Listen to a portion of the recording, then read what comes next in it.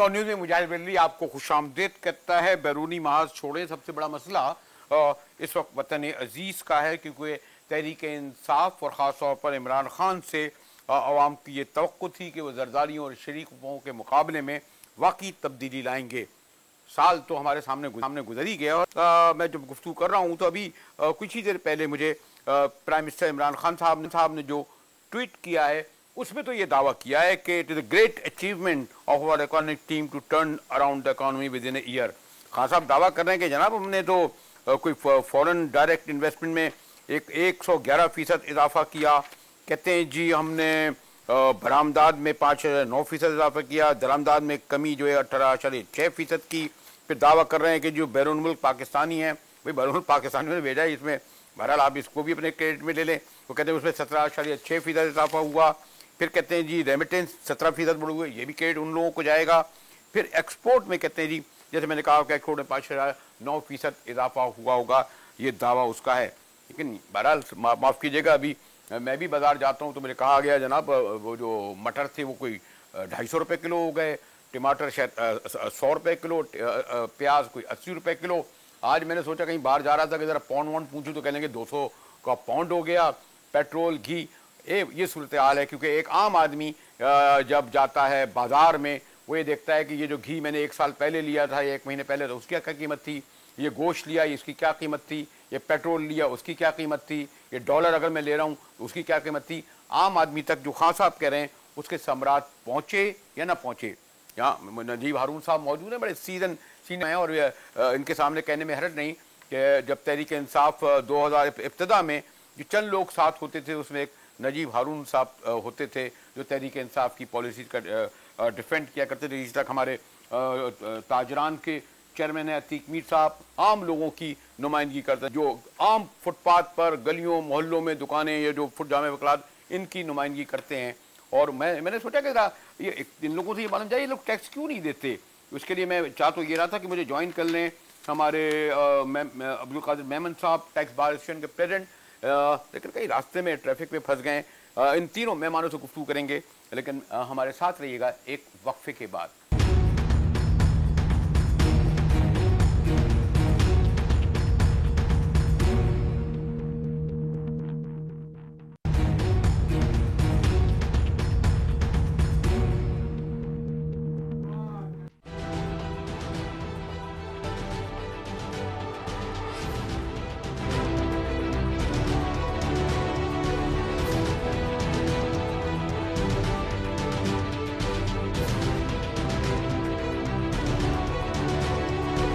Don news में एक बार फिर मुजाहिद वली आपको खुशामदीद करता है। मैं तहरीक इंसाफ के सीनियर रहनुमा कौमी असम्बली के रुकन मोहतरम नजीब हारून साहब और ब्रेक से पहले अपने अतीक मीर साहब का ताजरों के नुमाइंदा से तारुफ करा चुका था। और मैं कादिर मेमन साहब को ज़रा देर हो गई, मैंने कहा अभी मार्च वार्च तो शुरू नहीं हुआ है, पता नहीं ये कहाँ रुक गए। लेकिन टैक्स बार एसोसिएशन के सरपरस्त आला हैं, प्रेसिडेंट रहे हैं और ये लोगों को बताते हैं कि टैक्स दो या नहीं, पता नहीं टैक्स क्यों नहीं दो, लेकिन ये है कि आवाम टैक्स क्यों नहीं देते, ये बहुत बड़ा सवाल है। दूसरे हुकूमत ताजरों का एतमाद क्यों नहीं बहाल कर सकी।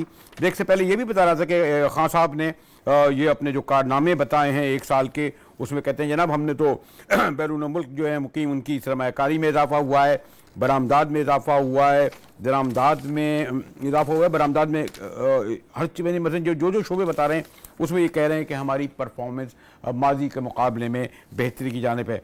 फिर मैंने खैर सवाल भी उठाए थे, लेकिन मेरा मीर साहब से शुरू करता है। मीर साहब, ये जो ओवरऑल पाकिस्तान में ये ताजिर सनतकार माशाल्लाह जो खान एक दुकान थी 10 दुकानें हो गई, कारोबार बड़ा, इतने सब कुछ हो गए। आप कहते हैं आपकी क़यादत कहती है आप या हुए या बाहर में जी हम टैक्स नहीं देंगे, हम शनाख्ती कार्ड नहीं देंगे, हम जो है जनाब यानी पूरा साल मैं ये देख रहा हूँ कि सबसे ज़्यादा जो तहरीक इंसाफ के दोस्त होते थे ताजिर सनतकार वही उनके खिलाफ मुज़ाहमत और शट डाउन कर रहे हैं, हड़ताल कर रहे हैं। मीर साहब, मुजाहिद साहब, एक तो ये मफरूज़ा ख़त्म हो जाना चाहिए कि ताजिर टैक्स नहीं देते या नहीं देना चाहते। ऑलरेडी टैक्स तो दे रहे हैं, डायरेक्ट टैक्सेस और इनडायरेक्ट टैक्सेस के मामलात हैं। देखिए मेमन साहब बैठे हमसे पूछ सकते हैं कि जब हम गोशवारा दाखिल करते हैं तो अक्सर एडवांस पे किया हुआ टैक्स हम वापस लेने के हकदार होते हैं। इसका मतलब है कि हम टैक्स दे चुके होते हैं। तो जो लोग गोशवारा दाखिल नहीं करते, जो स्टेटमेंट नहीं देते, तो यकीनन वो खसारे का सौदा है।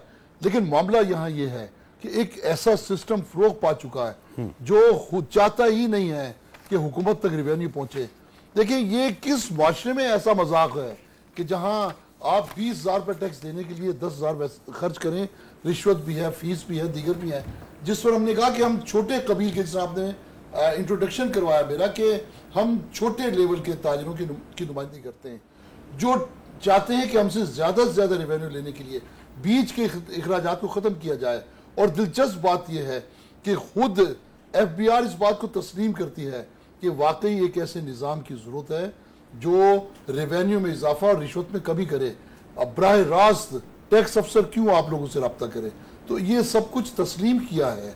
जो खदशात हैं वो शब्बर जैदी साहब, उनकी टीम ने मुकम्मल तौर पर उससे इत्तिफाक किया है, लेकिन जो जो कम्युनिकेशन गैप बढ़ रहा है, जो जो इसमें नैब का कितना बड़ा किरदार है? क्विक बताइए कि उस लोग कहते हैं खौफ और दहशत में तख्लीक नहीं हो सकती, चाहे वो, मैं अमूमन कहता हूँ, चाहे वो लिटरेचर हो, चाहे कारोबार हो, चाहे किसी भी शो में जाए। क्या वाकई ऐसा नैब का खौफ लोगों पे है, ताजरों सनतकारों पे? देखिए स्पेसिफिक यकीनन उन लोगों पे होगा जो चोर है, वो तो डरता है ना। अच्छा, ये एक सीधा सा फार्मूला है। हमें तो कोई डर नहीं है। अच्छा, इसलिए कि जिन लोगों के पास अरबों रुपए की असासें हैं, यकीनन वो खौफजदा हैं, लेकिन वो उनकी रसाई यकीनन ऊपर तक है। वजीर आज़म भी उनसे मिलते हैं, उनसे आर्मी चीफ भी मिलते हैं, उनकी सुनवाई भी ऊपर तक है। बड़े चोर के लिए खौफ का अंसर वो वहां पर है जहां उसको पकड़ा जाएगा, लेकिन उससे बचाने वाले भी बड़े होते हैं। अच्छा, एक बिल्कुल और स्पेसिफिक बता दें, जो आपको तवक्कात थी इनकी हुकूमत से कि ये ताजर दोस्त, अवाम दोस्त होगी, वो उससे किस हद तक पूरे उतर रहे हैं? बिल्कुल यकीनन बड़ी नाकामी है इस हुकूमत की कि इसलिए कि उम्मीद बहुत दिलाई गई। उम्मीद ना दिलाते और सिर्फ ये कहते कि आपसे कुर्बानियां लेनी है तो बात दीगर, उसमें एक को घर भी आ गए, 50 इस कदर उम्मीदें माजी में किसी कदर हुकूमत ने नहीं दिलाई और इस कदर मसाइल माजी में किसी हुकूमत से नहीं आए।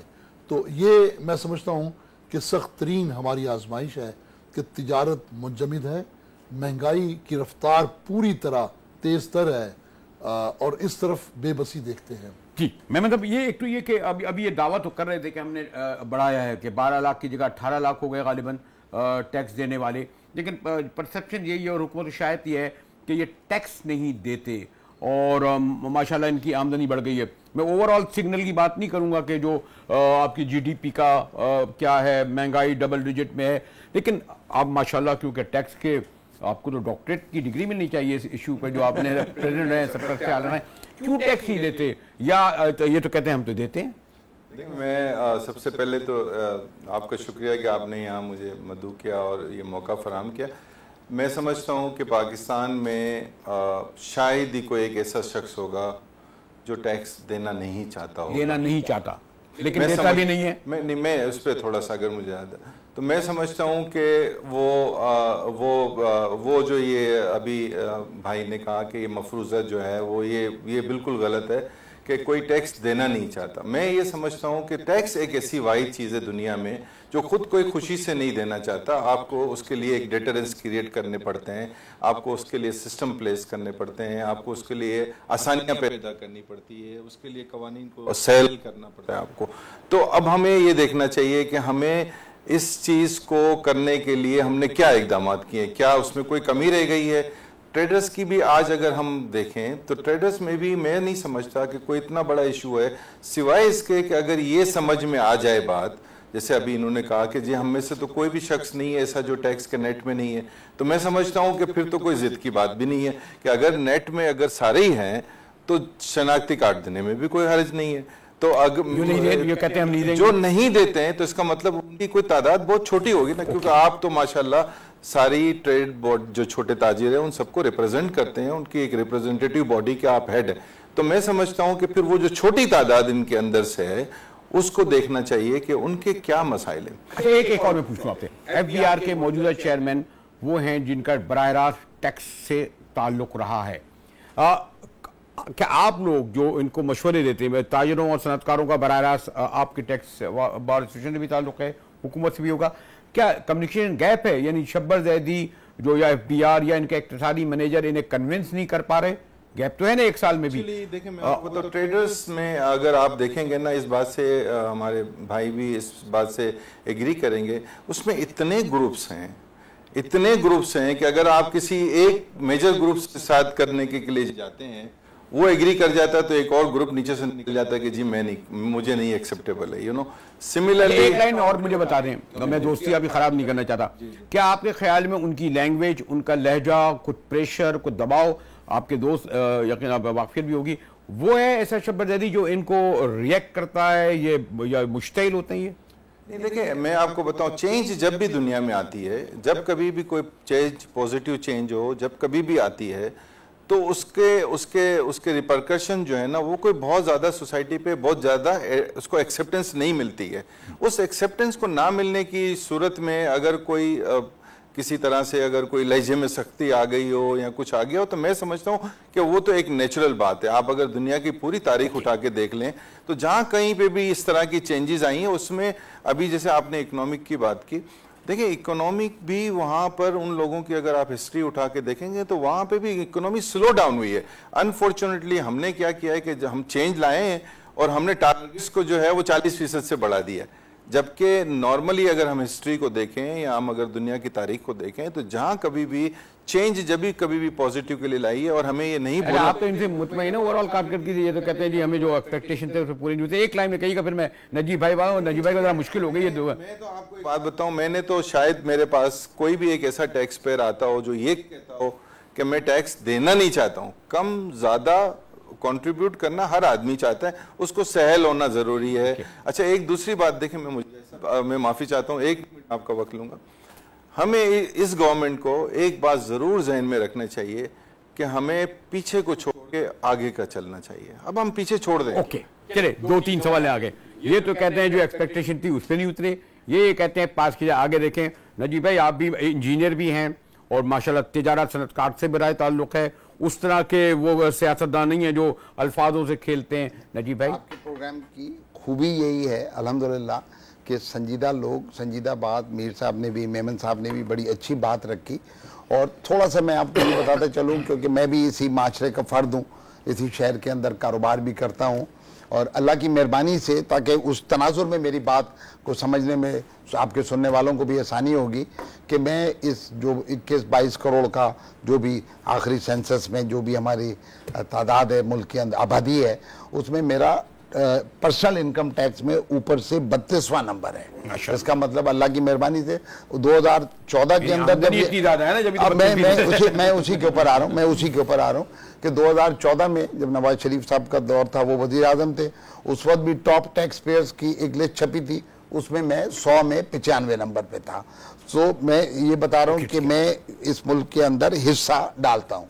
दूसरी बात, जाहिर बात है, मैं एमएनए भी हूँ, पीटीआई को रिप्रेजेंट करता हूँ, पीटीआई के फाउंडर्स में से हूँ, उस बुनियादी तसव्वुर के साथ लेके चला हूँ 23 साल पहले जिसमें ये पार्टी बनी। और जाहिर बात है कि आज की जो आउटपुट और वो सारा, तो मैं उन एमएनएज में से हूँ कि जो ना तनख्वाह लेता हूँ, ना अलाउंस लेता हूँ, ना जहाज़ का टिकट लेता हूँ, ना मैंने पार्लियामेंट्री लॉज लिया। और जब मैं चेयरमैन इलेक्ट हुआ तो मैंने स्टैंडिंग कमेटी का हाउसिंग एंड वर्क्स, तो ना गाड़ी ली, ना ड्राइवर लिया, ना पेट्रोल लिया।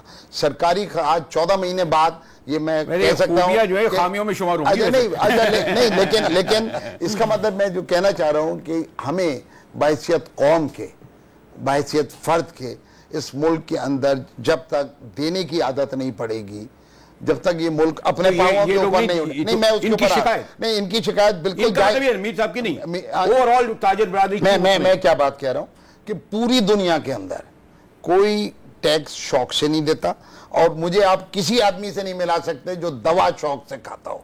दवा वो इसलिए खाता है कि मर्ज बढ़ जाएगा। ब्लड प्रेशर, अगर मैं ब्लड प्रेशर की दवा ना खाऊं, या डायबिटीज की, या किसी भी कोलेस्ट्रॉल की, या कोई भी, तो हम दवा इसलिए खाते हैं कि मर्ज बढ़े नहीं, क्योंकि मरने से डरते हैं।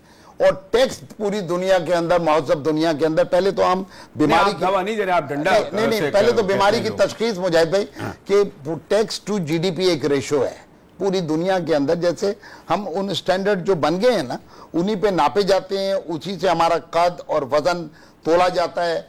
तो टैक्स टू जीडीपी एक रेशो है, और वहाँ पर हमारी जीडीपी भी छोटी है, और टैक्स में हम शर्मसार बहसियत एक कौम लेकिन की आप होना एतमाद चाहिए। क्यों नहीं बहाल कर सकते अच्छा, नजीब भाई? मैं एक उसके ऊपर साल आ रहा में हूं, इनके दरमियान अब उसके ऊपर confidence आ क्यों रहा नहीं हूं, बना? क्योंकि जिस तरह से इन्होंने बताई वो बिल्कुल सही फरमाया कि उम्मीदें बहुत ऊपर गई, ओके। ले जाई गई, ठीक है ना। और जाहिर बात है कि जितना कॉम्प्लेक्स, जैसे जब पेशेंट पाकिस्तान एक मरीज समझ लें और इसका जो मौजूदा डॉक्टर इमरान खान समझ लें कि जो उसकी बीमारियों का इलाज करने के लिए कौम ने सौंपा, एक वकील खड़ा किया, एक डॉक्टर खड़ा किया और वो सर्जरी इस वक्त कर रहा है, तो वो जैसे आप खोलते हैं ना, तो वो मसाइल उनसे जिनका अंदाजा किया गया उससे कहीं ज्यादा तो गंभीर है। मेहमान साहब कह रहे थे आप पीछे छोड़े आगे देखें मीर साहब। अब आगे मैं यानी मैं एक इसका बात सिर्फ अच्छा, और एक ही तरीका है कि रेवेन्यूज आमदन, क्योंकि सरकार को जैसे बहुत सारे बच्चे कमा के ला के माँ को दें और माँ घर चलाए, ठीक है ना, कोई बच्चा ज्यादा कमा के लाएगा, कोई कम कमा के लाएगा, तो जो टैक्स है वो आमदन से रिलेटेड है। आमदन जिसकी ज्यादा होगी वो ज्यादा टैक्स देगा, क्योंकि इनकम टैक्स की जब हम बात करते जो ये नहीं दे रहे हैं, जो आपके सारे ताजिर, सनअतकार ओवरऑल नहीं दे रहे हैं, ये भी तो आप लोग कर रहे हैं। मैं अगर नहीं भी कोई दे रहा तो वो सिस्टम उससे ले नहीं पा रहा।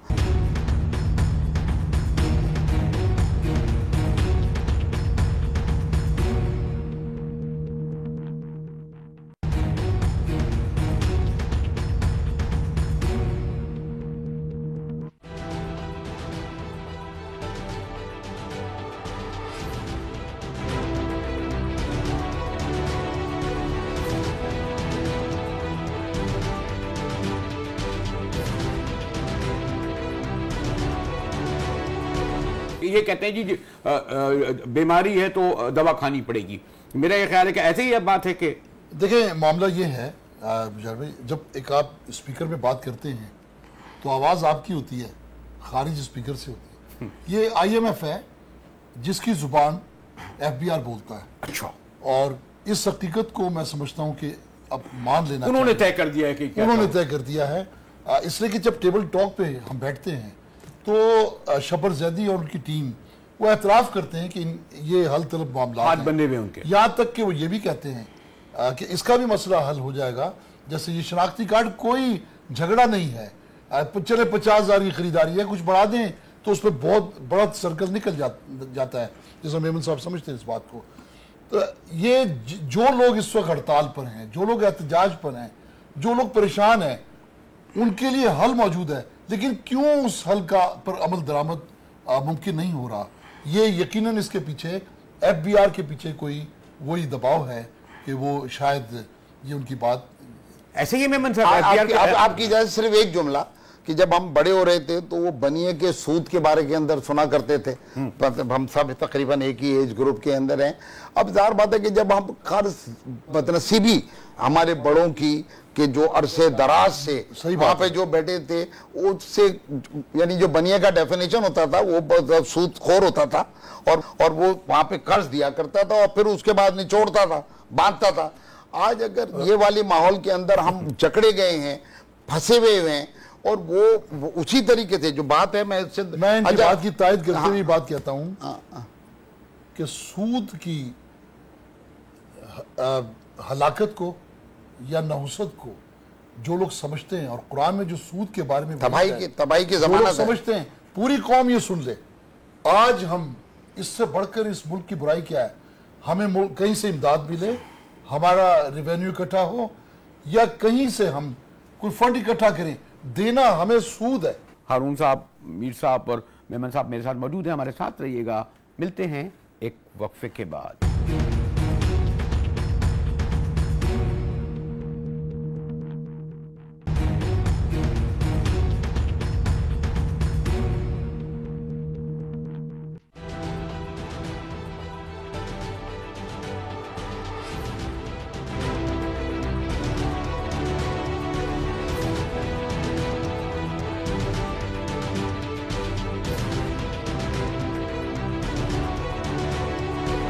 डॉनूज एक बार फिर मुजाहिद वेलवी आपको खुशामदीद कहता है। ब्रेक के दौरान बड़ी अच्छी अहम बातें होती हैं, पता नहीं अगर वो लाइव चली जाए तो फिर वो, और ये बात तो रही गई कि लोग ज़रा इस बात पे भी खौफजदा है कि जहाँ और सारे मसाइल हैं, ये लीजिए मौलाना ने अपने मार्च शुरू कर दिया। कुछ लोग कहते हैं इसकी टाइमिंग भी ठीक नहीं है, इस वक्त कश्मीर में 75वां दिन है और इस वक्त एक बहरान होगा, मार्च होगा, तिजारत सनतकार पहले नहीं है, शट डाउन होगा, इसके भी असर पड़ेंगे। लेकिन ये हमारे तीनों ऐसे लोग हैं जिनके मैं सियासी हवाले से गुफ्तगू करना नहीं चाहता। अब्दुल कादिर मेमन साहब हमारे टैक्स बार एसोसिएशन के सरपरस्त प्रेसिडेंट, मीर साहब ताजरों के नुमाइंदा, और हमारे नजीब हारून साहब। मैं क्विक, मीर साहब आप हो सकता है आपकी पहुंच जो है वो पिंडी तक ना हो, बाजवा साहब तक इतनी मुलाकातें नहीं होती हों जो फेडरेशन वाले करते हों हमारे प्राइम मिनिस्टर साहब तक। 1 2 3 क्या तजवीज़ें देंगे? और एक एज सिंपैथाइजर, यानी मौलाना तो गुस्से में भी आ गए ना, अगर बार बार डीजल डीजल कहा जाएगा तो वो भी तो फिर जिद पे आ गए ना। इस तरह आप लोगों को भी अगर ज्यादा नैब वेब छेड़ेगी तो फिर आप भी तो रिएक्ट करेंगे ना मीर साहब। नहीं, हम तो नैब वाला तबका नहीं है हमारे साथ। लेकिन मैं एक बात कहता हूं कि इस मुल्क को हम भी समझते हैं कि एक तामीरी शक्ल में आगे बढ़ना तजवीज स्पेसिफिक, और मेरी इस वक्त जो एक साल की देखें, कारकिर्दी देखते हुए सबसे पहले कि जिस खेत से आप फसल चाहते हैं, यानी कि मईशत, इसको बेहतर करें। किस तरह? एक बेयकीनी दूर करें। कैसे? ताजरों में बेयकीनी है कि पता नहीं कौन सा निजाम आप ऐसे पहले करें ना, इसे खुदा जाने कौन से टैक्सेस लागू हो जाएंगे। तो इस दबाव से मईशत को निकालें। अच्छा, पूरे मुल्क के ताजरों की तरफ से मैं ये बात पूरे यकीन के साथ, पूरे वसूख के साथ कह रहा हूँ कि आज भी ये टैक्सेशन का जो इबाम है ये हल हो गया तो मार्केटों क्या इबाम है? चलो और स्पेसिफिक मुझे बताएं। आप तो कहते हैं हम देंगे नहीं, शनाख्ती कार्ड नहीं देंगे। नहीं, ये बात तो मेमन साहब ने और मैंने क्लियर की है कि देखिए ये भी नब्ज पे हाथ रखते हैं ना ताजरों की। टैक्स से कोई फरार अख्तियार कर नहीं सकता। अच्छा, और टैक्स देना ये जहन है। मैं कराची में देखें ताजरों की बात करता हूँ, कराची में तो इतना कल्चर है टैक्स का, लोग परेशान है कि यार कोई सिस्टम बने तो हम 55-60% तो इसलिए एक तो ये जो एक जमूद है मार्केटों में, इसे खत्म होना चाहिए। इसके खात्मे के लिए लाजिम है कि ये जो FBR और ताजरों के बीच में खिला है ये जल्द से जल्द इसे खत्म करके नतीजा खेज बनाया जाए। आपके कम्युनिकेशन जब होते हैं शब्बर ज़ैदी है उनकी टीम से, तो उसमें इबाम दूर नहीं होते? उसमें असल में कोई एक ऐसा फार्मूला तैयार नहीं कर सका अभी तक।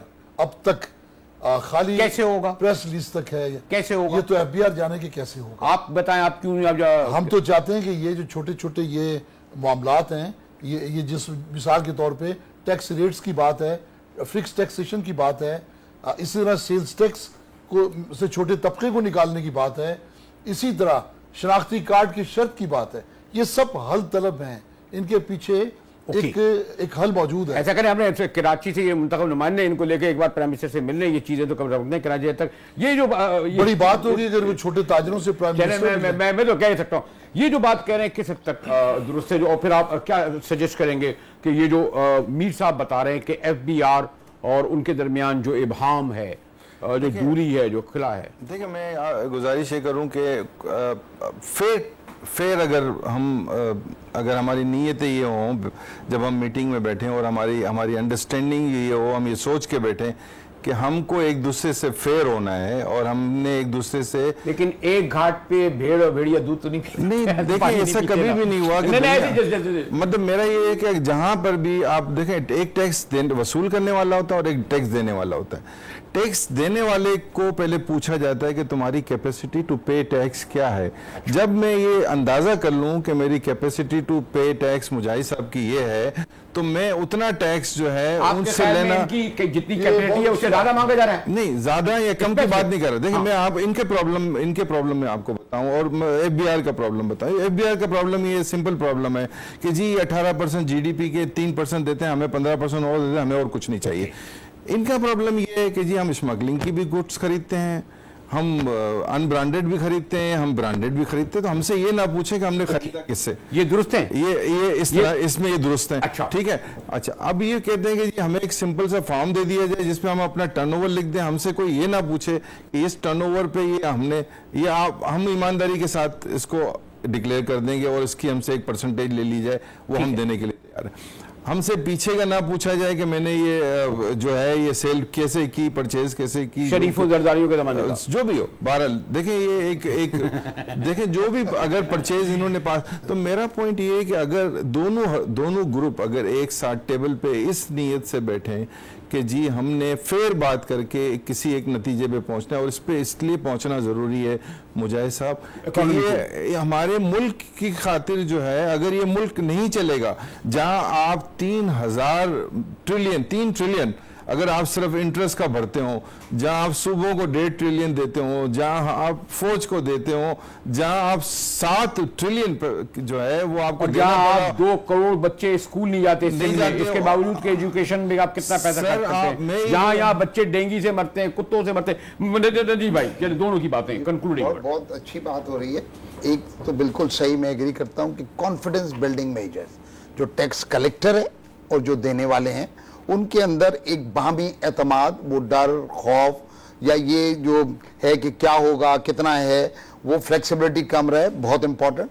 लेकिन एक पूरी कौम ने फैसला करना है, आज कर ले, चंद साल बाद कर ले, कि हम अगली नस्ल की शहरक से जो IMF का हाथ है, जो कर्ज के दलदल के अंदर फंसी हुई है, उससे हमें अगर कौम को निकालना है तो टैक्स कलेक्शन।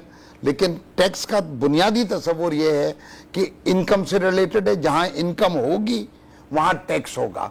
और एक हमारी कौम के अंदर ये आदत पड़ेगी कि डॉक्यूमेंटेशन, क्योंकि हमने बहुत दिन, आप सड़क पे निकल जाएं, जो ट्रैफिक का हाल है वही हमारे मामलात का हाल है, तो इनकी दुरुस्त की जरूरत है। सरकार है लेकिन हमारी तर्जुमानी कर रही है। नहीं, बिल्कुल मैं ये बात कह रहा हूं कि और इसके अंदर, क्योंकि अगर एक कौम बड़े तवील अरसे तक इसमें मुलविस रही हो तो किसी नशई का भी, क्योंकि मैं भी इस मुल्क का शहरी हूं और हम सब पहले पाकिस्तानी हैं, फिर ये वकील होंगे या अपने ये टैक्स लॉयर हैं या ये कारोबारी हैं, मैं जो जुमला कह रहा हूं कि हम सब ने इस मुल्क की जिम्मेदारी है कि इस मुल्क को ऊपर ले जाने के लिए अपना अपना हिस्सा डालना है। मैं आपको गुजारिश ही कर रहा था कि डायरेक्ट टैक्सेस पे ना गवर्नमेंट को ज्यादा कंसंट्रेट करना चाहिए, इनडायरेक्ट टैक्सेशन।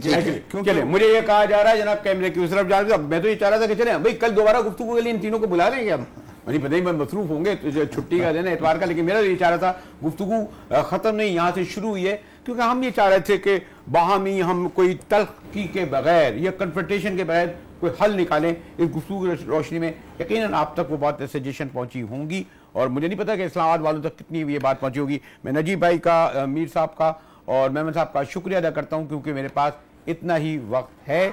और डॉन न्यूज़ से मुजाहिद बेली को इजाज़त दीजिए।